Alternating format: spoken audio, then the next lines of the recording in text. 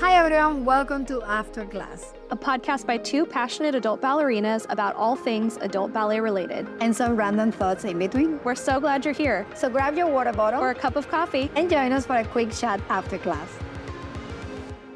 Hi everyone, welcome to another episode of After Class. Today we are back with part 2 of our conversation about how to know if you are ready to go on pointe. So we are going to jump right in today talking about the mental readiness side of it, and then also practical tips if you are wanting to go on pointe that will help you get ready. So last week we covered the physical readiness checklist and technical readiness. So if you haven't listened to that episode yet, we definitely recommend going back and listening to that before listening to part 2. So let's get into it.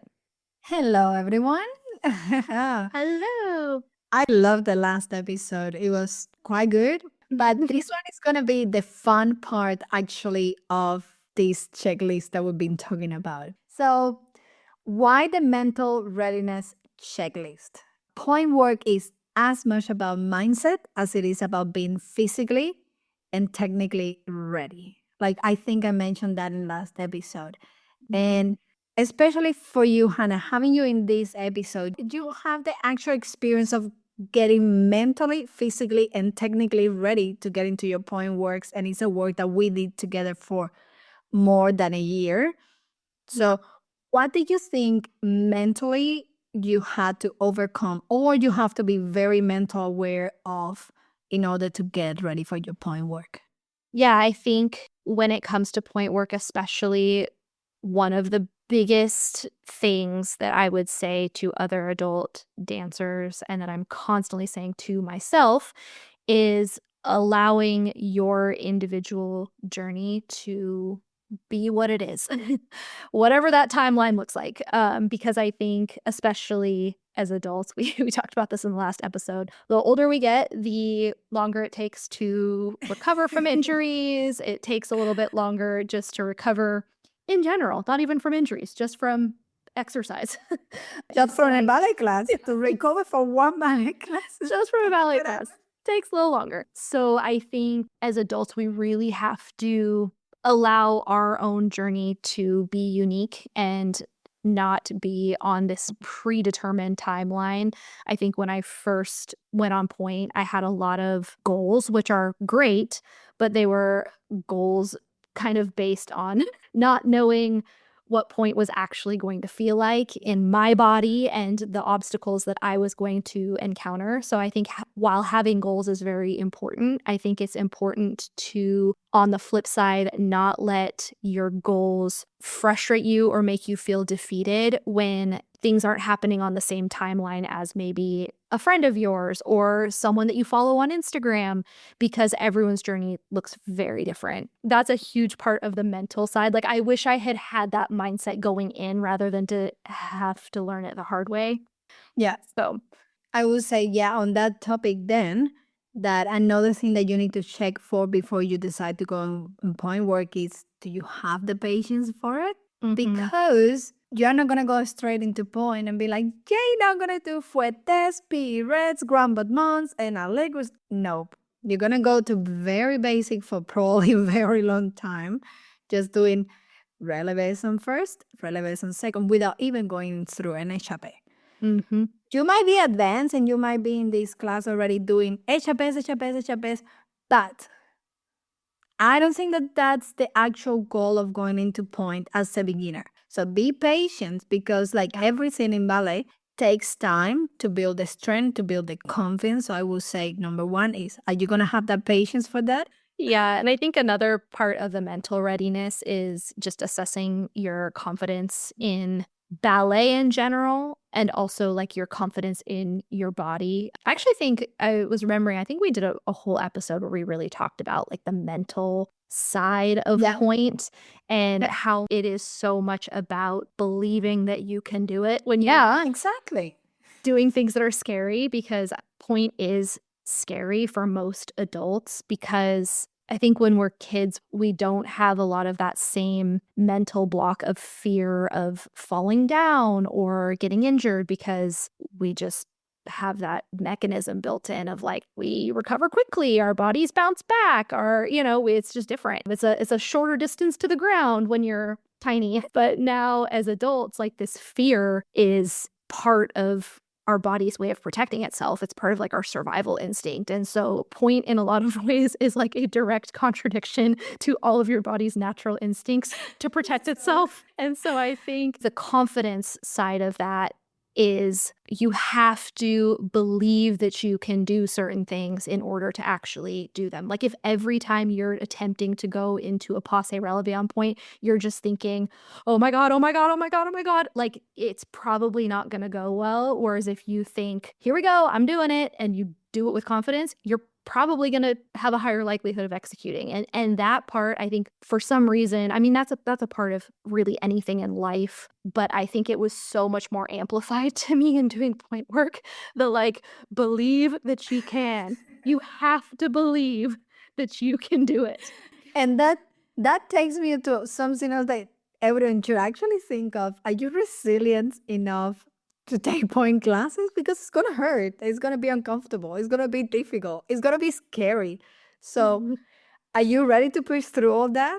That's the other thing, because you go and you spend the money on your shoes, on your fitting, you did all the training, and then you're like, nah, this is not for me after 2 classes. It's like, no, you need to push because it's definitely fun. It does get better. It gets doable. It does get Yes. fun, and it's enjoyable. So you need to have that resilience of, yeah, I'm gonna push through this. It's gonna be a little bit uncomfortable. It's just gonna be 20 minutes. It's not gonna be 4 hours. You're gonna do it one leg. But are you ready for it though? Yeah, and I think actually to that point, saying it's just going to be 20 minutes, not 4 hours, I think that's another really good way to think about it when you're starting is the goal when you're starting should not be an hour point class. The goal should be 15 minutes of point. You really need to give your body time to acclimate. And I think that that's something that maybe people don't know or isn't really talked about, that you shouldn't even think, like you shouldn't even put that expectation on yourself of doing a 1 hour class. I think that just accepting that off the bat and setting, I don't want to say making the bar low, because even 50 minutes on point is not what I would consider a low bar, but taking some of the pressure off of like, it's okay to spend 15 minutes in your shoes a few times a week when you're first getting used to them. Because again, going back to like the mental component, I think you're more likely to stick through the journey of point if you are not putting yourself in a position to feel defeated by your own expectations. Yeah, true. One last thing that you should have in mind and try to like think about what you're trying to see if you're mentally ready for this is, are you ready to really accept feedback and willing to learn new skills? And you're like, yeah, I've been doing ballet. Why wouldn't I not? Well, because the feedback on point should be or could be different from those feedback that you receive in your ballet class. And you're like, oh, but I already had great body alignment. I already had good strength on my legs and my ankles. So why am I receiving all this feedback now on point? Like it shouldn't be. So rather than me like questioning, you should be more mindful of feedbacks are going to be different. There's going to be lots of feedback because you might be doing ballet for 2 years and you don't receive as many feedbacks anymore. But although it's still a ballet class, it's a point ballet class.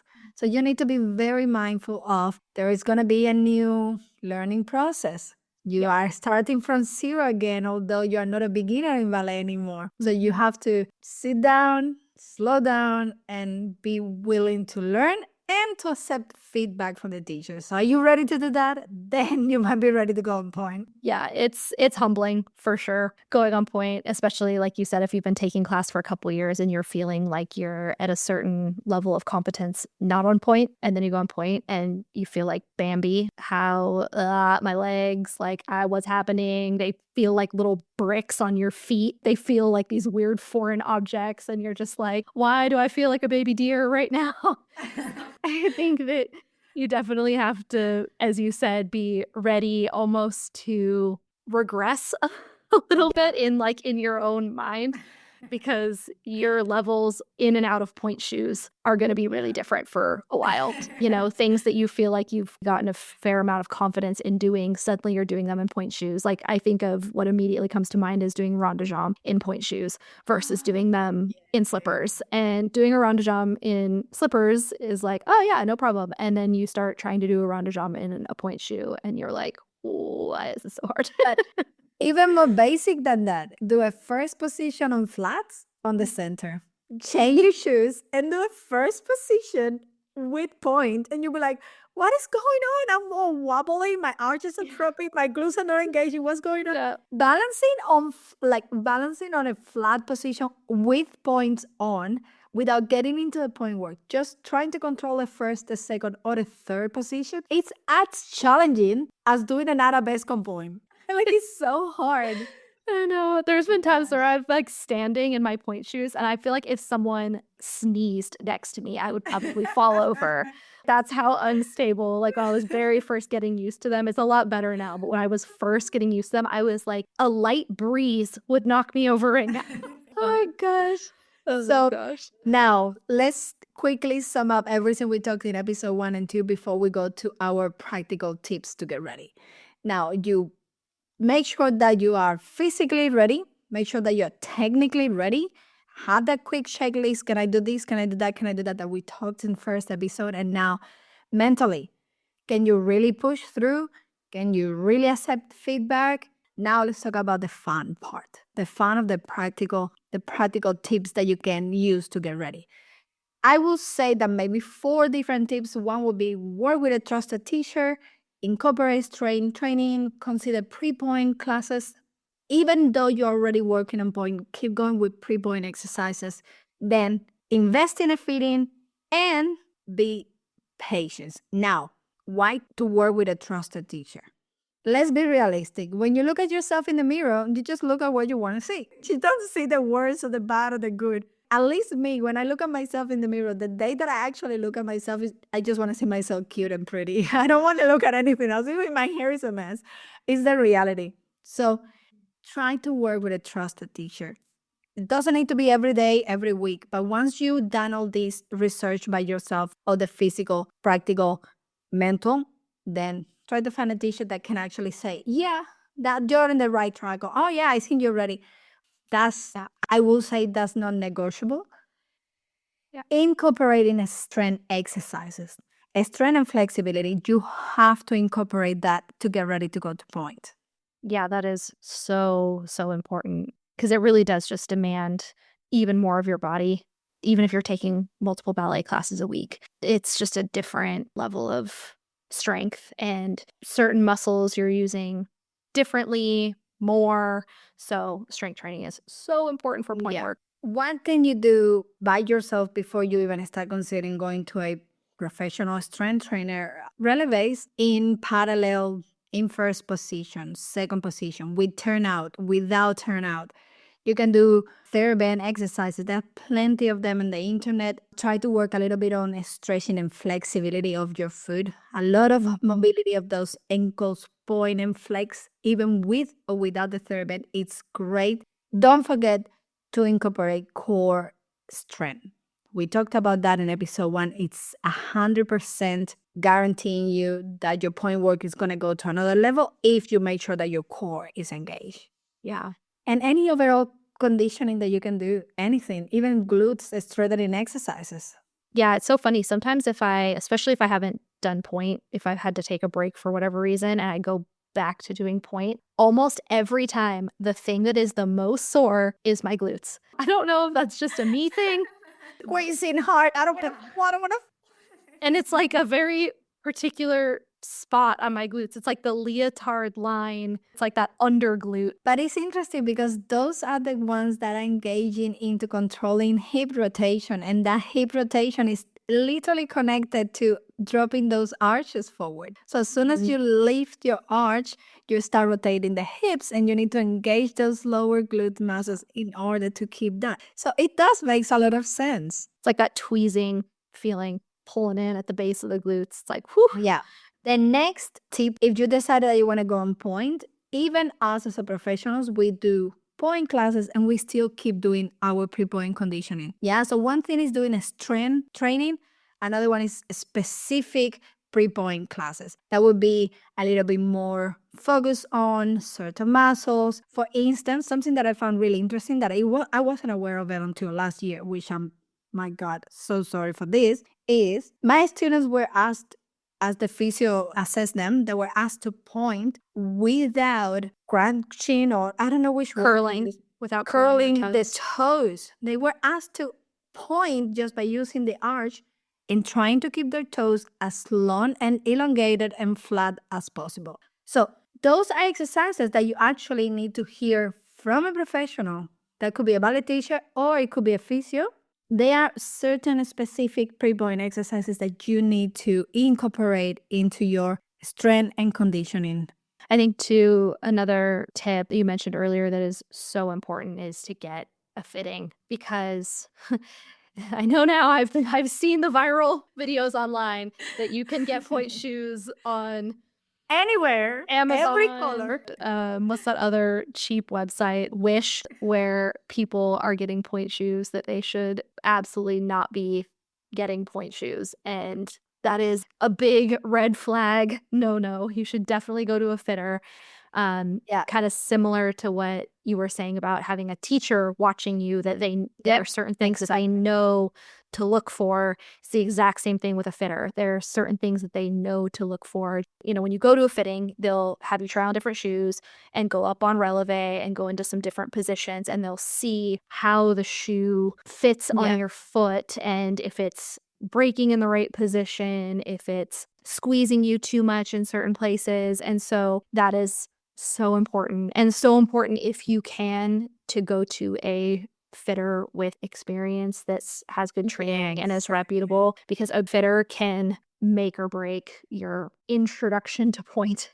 Starting point in shoes that are super uncomfortable and don't fit you properly is not the way that you want to start. Yeah, definitely. So those are few points that at the end of the day you're gonna be looking at. So are you ready for point work as an adult? The answer is very personal. You need to go over and consider if you are really physically ready, if you are technically confident, if you are mentally strong to push and really support yourself and like, yes, I can do it.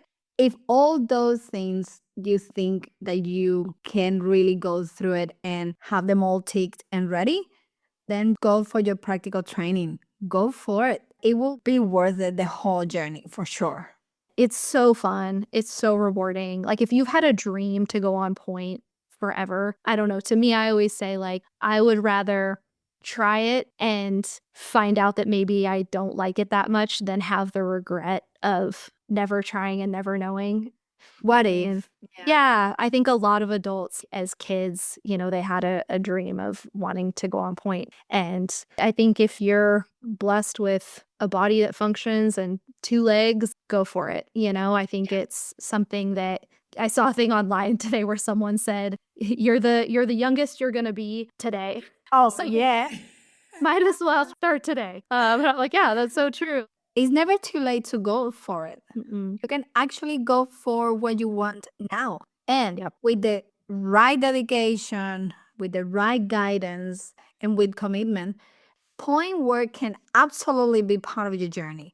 There's not question of it. I think I mentioned at the end of the first episode, but I'll mention it again. If you're in a situation where you train primarily online, like pre-recorded YouTube, and you don't have a teacher that you know of that can assess your readiness, Yelena is available for that. She was the one that has guided my whole journey, because I actually have yet to find in-person adult point classes near me. I go to in-person technique classes, but we don't have adult point at my studio. So Yelena has guided that journey for me. So she's there for you on that side. I'm here for you, cheering you on as a fellow adult dancer who is navigating the ups and downs of the point journey and the timeline and all of the things. So if you need any support, encouragement, I'm here for you.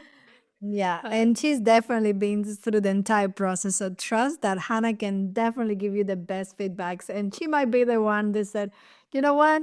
Get away from ballet now if you can. It's not too late. Just get away from it. The only reason that I would say that to anybody is because of the damage that doing point does to your wallet. Oh, well, or your husband wallet. Yeah, I'm like, listen, it is a new line on the budget for point shoes and point training. So Definitely. We hope this episode, or both of these episodes, since it was a 2-part, were helpful for you guys. And if you were able to run through this checklist and you feel like you are ready, we are here for you, cheering you on, and it is a super gratifying thing to jump into. Have a lovely day. We're going to see you next week. Bye, everyone. Bye!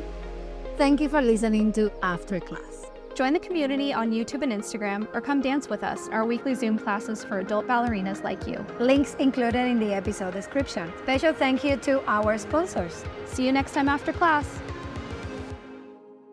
Podcast produced by Mission Bridge Media.